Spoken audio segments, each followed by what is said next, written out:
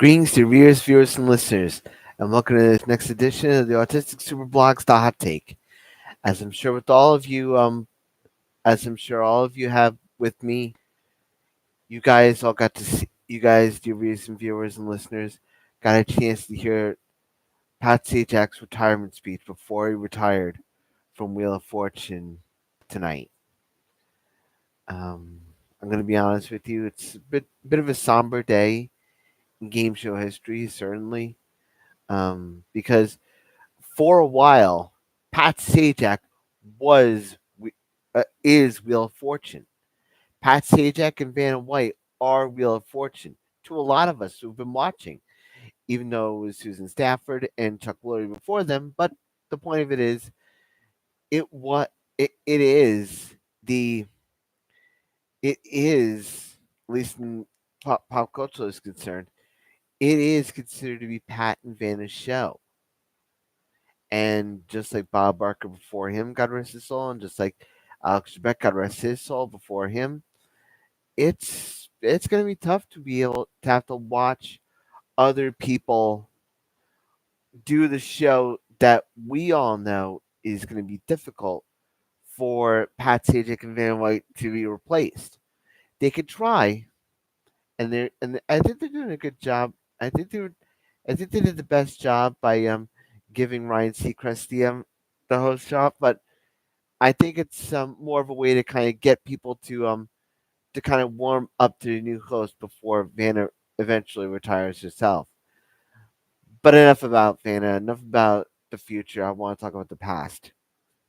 Wheel of Fortune, as you all know, dear readers and viewers, Wheel of Fortune, The Price is Right, Jeopardy, are all game shows that I grew up watching as a kid, and I'm sure a lot of you have too. Um, and I feel like it's only important now to really give my thoughts on what I saw during the Pat Sajak retirement speech, and I felt the same thing. I'm sure all you were too. I was feeling upset. I was feeling there was a lot of nostalgia. I will say that, especially with the Dalmatian statue that you saw. If you're keen-eyed viewers, and if you're keen-eyed fans of the show, you know why the Dalmatian statue was put there as it was, because I mean you can't go any further without mentioning the Dalmatian statue when it comes to Wheel of Fortune, because that was until the shopping aspect was dropped. That was the part of the show. That was basically much like a spin in much like a Plinko chip in The Price is Right, or getting a daily double. It was a hallmark. It was a hallmark of the show, and it still is. And the reason that they put it there this during the season speaks to that. I think it really speaks to the fact that it's trying to do 41 years of shows, and make sure that they do so to respect the fans' integrity, to respect the fans who've been watching, like myself, for a long time. As I've mentioned in a previous in a previous in a previous blog post, um, I used to watch. I watched Wheel of Fortune, just as I'm sure all of you have, and I actually looked at it and respected it, and I actually learned my alphabet, and I actually learned my words through Wheel of Fortune. And there's a story that I'll always have time for when it comes to something like this. I used to watch it with my family during trips, or just watching the TV at night, right after Jeopardy, of course.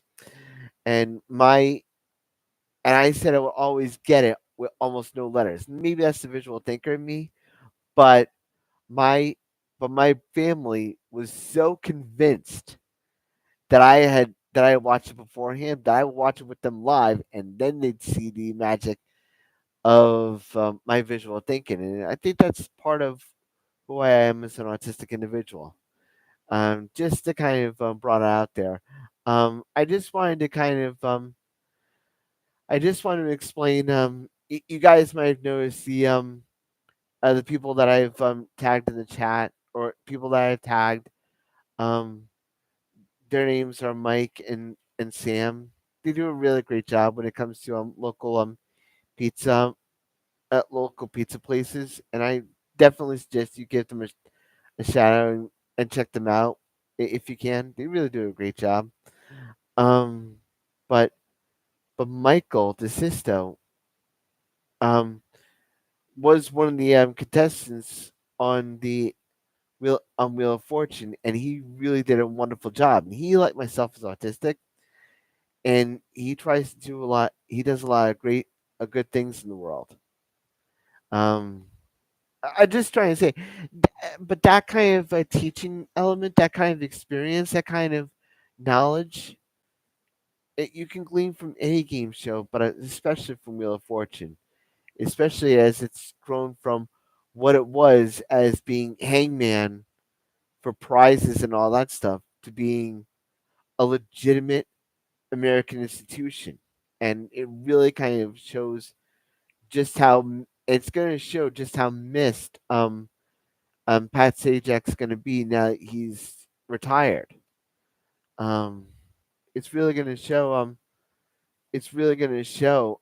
But I feel like with Tim being off of camera and being the creative producer, or whatever he is, or the consultant, I feel like the show's going to be in good hands because he knows the show and he'll be able to teach the people that are going to replace him with Ryan Seacrest and whoever will take Vanna's spot when she retires.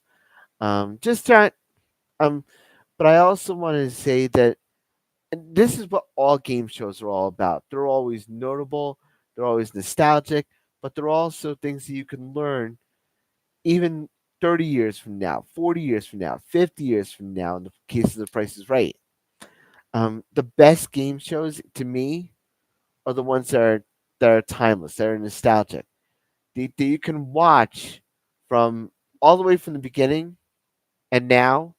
And even as technology has gotten better, even if technology has gotten has gotten more has gotten more electronic compared to the board that they used to have in the beginning.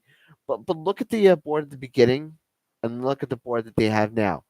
Yes, the technology has changed, but the gameplay, the core gameplay, is always there, and I think that that's the way that a good game show should work.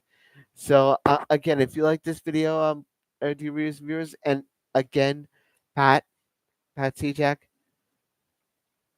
this is to you, man. Um, thank you for all the memories. Thank you for all the laughs. Thank you for all the learning that I've gotten as a kid and as an adult growing up. So thank you, Pat, again. If you like these videos, dear readers and viewers, please check me out here on the Autistic Super channel on YouTube. And you can check out all my videos on the Autistic Super blog to WordPress.com. I'm also on Facebook, X, all that good stuff. So please check me out there. Stay safe, stay strong, and as always, shine on. And thank you again, Pat.